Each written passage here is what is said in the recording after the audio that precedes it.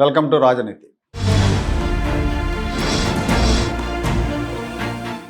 Neat ప్రశ్నపత్రాల leakage కారకులైన వాళ్ళ మీద కఠిన చర్యలు తీసుకుంటాం, ఫాస్ట్ ట్రాక్ కోర్టులు ఏర్పాటు చేసి నిందితుల మీద విచారణ జరుపుతామని ప్రధానమంత్రి నరేంద్ర మోడీ ప్రకటించారు. ఈ నీట్ లీకేజీ మీద కొంతకాలంగా ఆందోళన జరుగుతున్నప్పటికీ ప్రధానమంత్రి చాలా ఆలస్యంగా స్పందించారని చెప్పాలి. గత 4-5 రోజులుగా ఢిల్లీలో పెద్ద ఎత్తున గొడవలు జరిగాక, పార్లమెంటు ముట్టడి ప్రయత్నాలు జరిగాక, ప్రధానమంత్రి ఇంటి ముందు ధర్నాలు జరిగాక, అన్ని వైపుల నుంచి విమర్శలు చుట్టుముట్టాక ప్రధానమంత్రి మాట్లాడారు. ఇదే పని ముందు చేస్తుంటే ఇంతదాకా వచ్చేది కాదేమో. ప్రధానమంత్రి భయపడ్డాడు, ఆయన మొహంలో భయాన్ని చూస్తున్నాను, ఆయన్ని భయపెట్టిన ఈ దేశ యువతకు ధన్యవాదాలు చెప్తున్నానని ప్రముఖ సినిమా నటుడు ప్రకాష్ రాజ్ ట్విట్టర్లో పోస్ట్ కూడా చేశారు. ప్రధానమంత్రి ప్రకటన తర్వాత ప్రధానమంత్రి మాట్లాడుతున్న వీడియోను కూడా ఆయన పోస్ట్ చేశారు. పోస్ట్ చేసి ట్వీట్ పెట్టారు. ప్రకాష్ రాజ్ ట్వీట్ని కొంతమంది విమర్శిస్తున్నప్పటికీ నీట్ నిర్వహణలో అవకతవకలకు తావు లేకుండా చూడాలని, లీకేజ్ కారకుల మీద చర్యలు తీసుకోవాలని, కేంద్ర విద్యామంత్రి ధర్మేంద్ర ప్రధాన్ రాజీనామా చేయాలని, ఢిల్లీలో ఆందోళన చేస్తున్న విద్యార్థుల మీద కేంద్రం అత్యంత కఠిన వైఖరితో ఉండటం అనేది సరికాదు.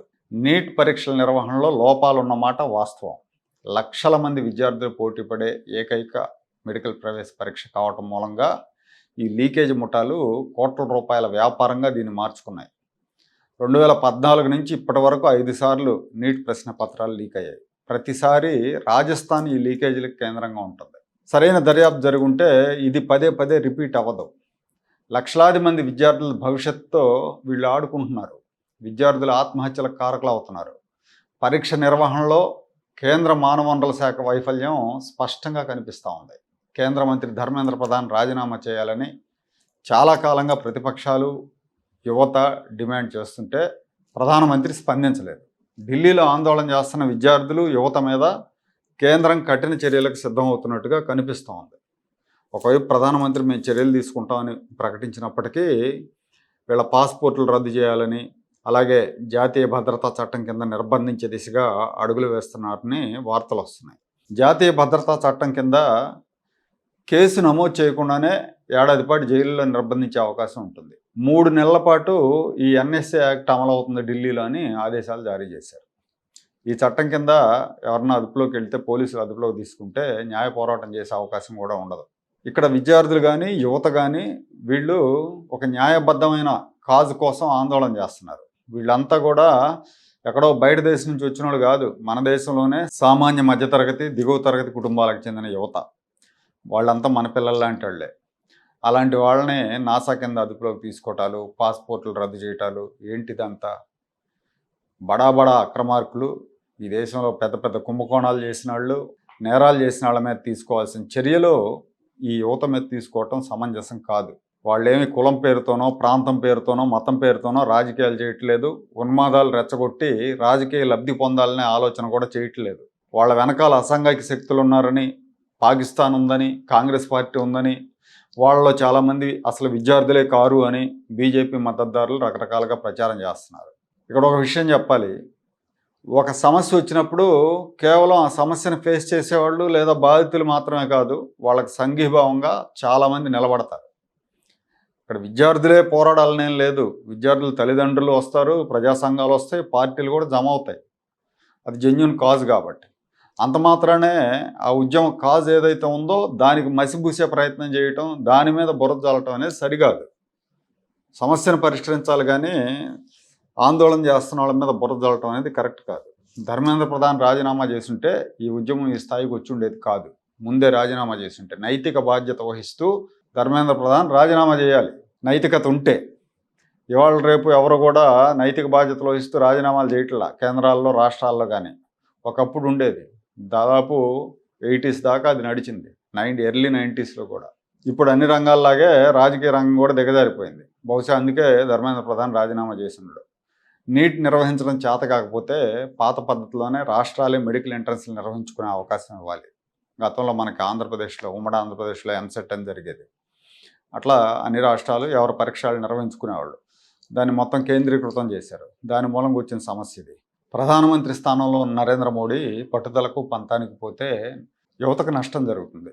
పెద్ద పదవుల్లో ఉన్నవాళ్ళు రాజనీతిజ్ఞతతో వ్యవహరించాలి. ఇక్కడ ఆందోళన చేస్తున్న వాళ్ళు శత్రుదేశం వాళ్ళు కాదు, ఈ దేశపు యువత. వాళ్ళు ప్రధానమంత్రిని దిగిపోమ్మంటలేదు, నీట్ లీకేజ్ మీద విచారణ జరిపించి చర్యలు తీసుకోమంటున్నారు. మొదటే ప్రధానమంత్రి స్పందించి ఉంటే పరిస్థితి ఇక్కడ దాకా వచ్చేది కాదు. ఢిల్లీ వేదికగా ఉద్యమాలు జరగటం, ప్రభుత్వాలు దిగి రావటం అనేది కొత్త ఏం కాదు. దానివల్ల నామోషి కూడా ఏం కాదు ప్రభుత్వానికి. ఇదే ప్రభుత్వం అధికారంలో ఉన్నప్పుడు 2020లో రైతు చట్టాలకు వ్యతిరేకంగా ఢిల్లీ సరిహద్దుల్లో రైతులు ఆందోళన చేశారు. ఏడాదికి పైగా తీవ్రమైన చలి వర్షాలను తట్టుకొని కరోనా భయాన్ని ఎదుర్కొని వాళ్ళంతా డేరాలు వేసుకున్నారు. ఢిల్లీలో నిరంతరాయంగా ఉద్యమం చేశారు, 1 year పైన చేశారు. అప్పుడు కూడా ప్రభుత్వం మీద తీవ్ర విమర్శలు వచ్చిన తర్వాత ప్రభుత్వం దిగొచ్చింది.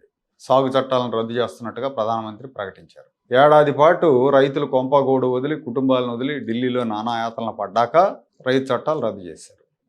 అదే పని మొదటి నెలలోనో 2 నెలల్లో చేస్తుంటే రైతులు అంత స్ట్రెయిన్ అయ్యేవాళ్ళు కాదు. ఎన్డీఏనే కాదు, యూపీ అధికారంలో ఉన్నప్పుడు కూడా ఇలాంటివి జరిగినాయి ఉద్యమాలు. అప్పుడు కూడా ఉన్నత స్థాయిలో అవినీతికి వ్యతిరేకంగా అన్నా హజారే ఉద్యమం చేశారు. ఆ ఉద్యమంలో యూపీ హయాంలో జరిగింది అది. ఆ ఉద్యమంలో అందరూ భాగస్వాములు అయ్యారు.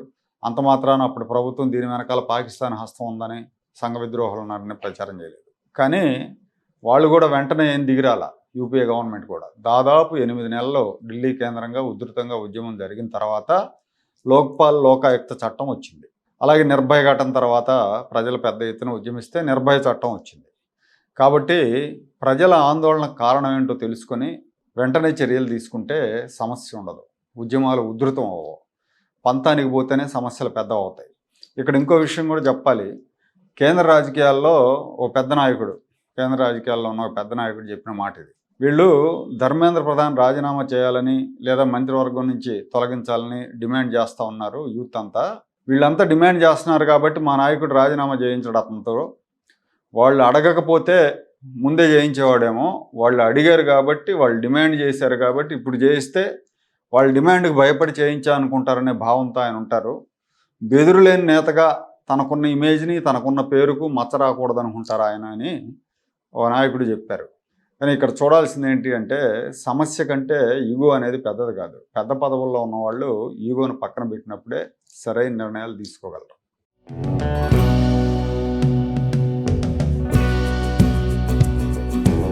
Like, share and subscribe to Rajaniti channel.